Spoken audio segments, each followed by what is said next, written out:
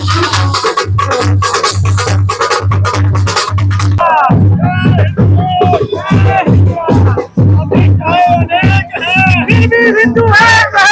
ये 90 का दौर नहीं है, एनडीए का नया बिहार है बदलता हुआ।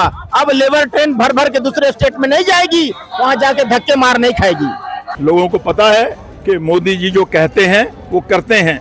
मोदी है तो कुछ भी मुमकिन है। बिहार विधानसभा चुनाव का नतीजे की घोषणा हो चुकी है, एनडीए की सरकार बनती नजर आई, क्या कुछ कहेंगे? बिहार की जनता ने उन शक्तियों को, उन ताकतों को मुंह तोड़ जवाब दिया है जो बिहार को एक और मिनी पाकिस्तान बनाने का षड्यंत्र रच रहे थे। जो रोहिंग्याओं के बल के ऊपर, जो बांग्लादेशियों के बल के ऊपर बिहार में सरकार बनाना चाहते हैं, जो बिहार के लोगों को जाति धर्म के आधार पर बांट करके सरकार बनाना चाहते थे, वहाँ लोगों के मुंह पर काला तमाचा मारा है। 200 प्लस का समर्थन दे करके एनडीए को, मोदी जी को, नीतीश कुमार जी को लोगों ने बता दिया है कि जाति चाहे अनेक हैं फिर भी हिंदू एक हैं, और उन लोगों ने अपना पूरा समर्थन दिया है। आज बिहार की जनता भी विकास चाहती है। ये झूठे वादों में आने वाली नहीं है। ये लाख नेगेटिव सेट कर लें कि वोट चोरी हो गई, ये हो, कोई सुनने को तैयार नहीं, कोई मानने को तैयार नहीं है। वोट किनके निकाले गए हैं? बांग्लादेशियों के। वोट किनके निकाले? रोहिंग्याओं के। क्या बांग्लादेशी रोहिंग्या हमारे देश में ये तय करेंगे कि बिहार का मुख्यमंत्री कौन बनेगा, देश का प्रधानमंत्री कौन बनेगा? ये तय करने का हक मेरे देश के लोगों का है। और अगर उनके बल के ऊपर यह राजनीति करेंगे, अब राजनीति चलने वाली नहीं है, ये स्पष्ट हो गया है। भगवा हमारा बिहार में छा गया है, ये भगवा पूरे देश में छाएगा। और समय आ गया मेरा भारत हिंदू राष्ट्र बनकर के, मेरा भारत विश्व गुरु बनकर के पूरी दुनिया को जीने और चलने का रास्ता दिखाएगा। देखिए, झूठ फैला करके 1 करोड़ लोगों को नौकरी देंगे, 30,000 रुपये हर महिला को देंगे, और जैसे राहुल गांधी ने यूपी में कहा था लोकसभा चुनाव के वक्त कि हर महिला के खाते में 12-12 हज़ार रुपये खटाखट आएंगे, और इन्होंने जो वोट चोरी का नेटिव सेट करने की कोशिश की, कोई भी बात के ऊपर लोगों ने विश्वास नहीं किया। ये झूठे लोग हैं।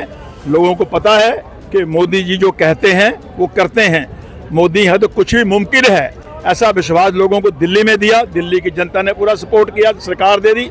बिहार के लोगों ने भी मोदी जी के ऊपर और साथ में नीतीश कुमार का जो काम करने का तरीका है उसके ऊपर अपना पूरा समर्थन दिया है।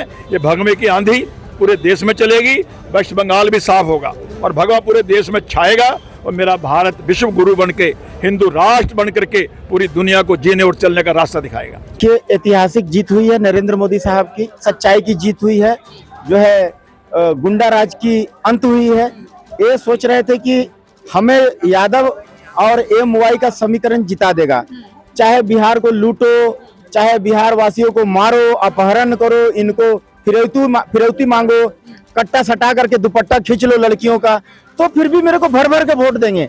और यहाँ से सब को पढ़ने नहीं दिया, सबको लेबर बना के रखा। सभी स्टेट में लेबर जो है भर भर के जाते थे, है ना, दूसरे स्टेट में जाके मार खाते थे, धक्के खाते थे, गालियां सुनते थे, जिल्लत की जिंदगी जीते थे थोड़ी सी पैसा के लिए। अब जो है वो समझ गए कि मेरा भला कौन कर सकता है, सच्चाई किसके पास है, कौन बेईमान है। ये जो सुभाष चंद्र बोस थे, उनका नारा था तुम हमें खून दो हम तुम्हें आजादी देंगे, और इनका नारा था लालू यादव जी का कि तुम हमें जमीन दो हम तुम्हें नौकरी देंगे।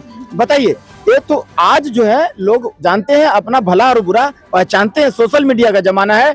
अब जान जाइए, कोई अगर मेरा माँ को गाली देगा, कोई मेरा बाप को गाली देगा, श्री राम प्रभु को गाली देगा, तो कोई पिताजी को गाली देगा, कोई माँ को गाली देगा, तो हम उसको गद्दी पर बैठाएंगे कि जूता से मारेंगे? ये पहले बताइए मेरे को।